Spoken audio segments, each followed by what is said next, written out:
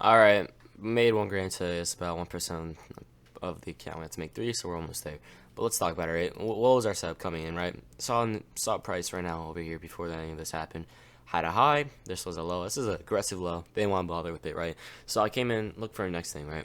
What was our next closest thing? This low. Didn't want to market still. It's kind of far. But if you scale into the 1 hour, you'll see there's a lot of sideways action. This is a big valuable low. So I said, okay, that low. That's my target. This and this. Generic, right? What direction are we pushing into? Well, currently, based off the 4 hour, we're pumping into this high. But we have this imbalance of a fair value gap. So understanding that we could potentially draw down from this fair value gap, what is my expectations, right? Well, if I were to clear out the chart, I'll just use a drawing tool. I expect us to do what? Come up to the fair value gap, come down to something, possibly the low, or maybe something in the 15-minute, and then come back to this high, right? Because we disrespected the initial fair value gap. So that came in mind, right? 4 hour, 1 hour, that's all we could really get. The 1 hour, there was no there's too many fair value gaps here to really understand which one's gonna be respected. That's why we use the 4 hour. It's a singular almost. And then I said, okay, we have the 4 hour telling us that we are going up so far, but we could potentially react off of this fair value gap. Let's be careful. If we don't and we pump higher, we have the high, right? And then the 1 hour tells us, okay, if we come down, possibly we're gonna sweep this low. But hold on, we created something else. This 15-minute imbalance, right? So why did I mark the 15-minute imbalance? Well, when the 1 hour, 4 hour seemed pretty far for me, I like to jump into the 15-minute and find something. Typically, you don't even need the 1 hour, 4 hour. It's just how I roll. But if you can't find something that's like nearby or price isn't drawing into it, that's your cue to go into the 15-minute and look for a random confluence, right? Typically, the 15-minute, I do not look for a low to be swept, but more of a fair value gap. As you see, we drew into the fair value gap. From there, I then scaled down to my 1 minute, my execution time frame.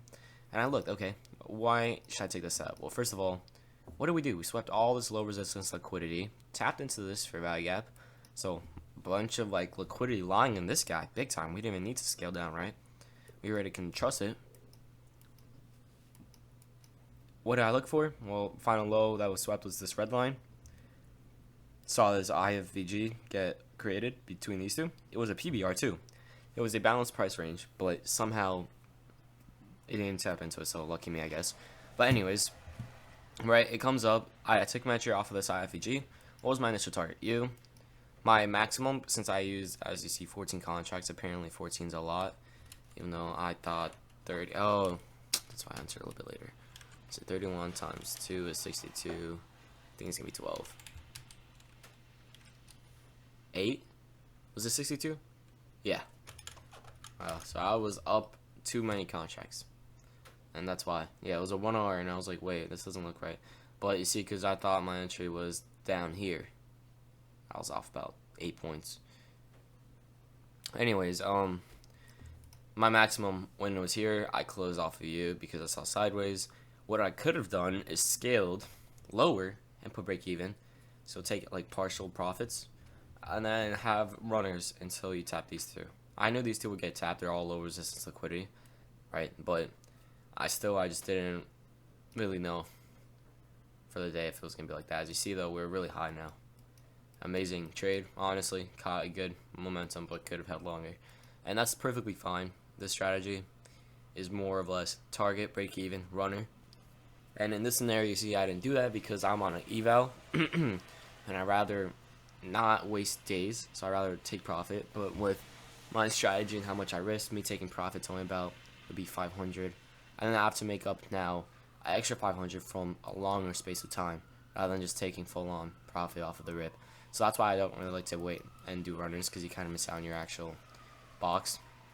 Like, I do like the break even part, but I wouldn't take profit unless like I'm in an area where I'm happy with. Now when it comes to the live account, you'll see me risking a lot less and being more comfortable trades. Right now I'm kind of like, is he jumpy and like in and out, don't really mess too much with it so that we don't get caught and go on a losing streak. For the week, I'm done. I'm not going to trade tomorrow. I'm off for tomorrow. I might check it, but I'm most likely not going to catch a trade. And if I do, it's going to be like a 1 or 2 contract funsies one, right? But this is valid.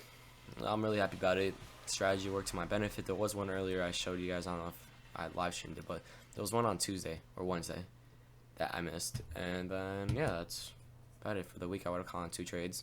I did lose one having funds yesterday. Didn't even come to my buys. I just randomly took it. But yeah, this is really good. Great buys.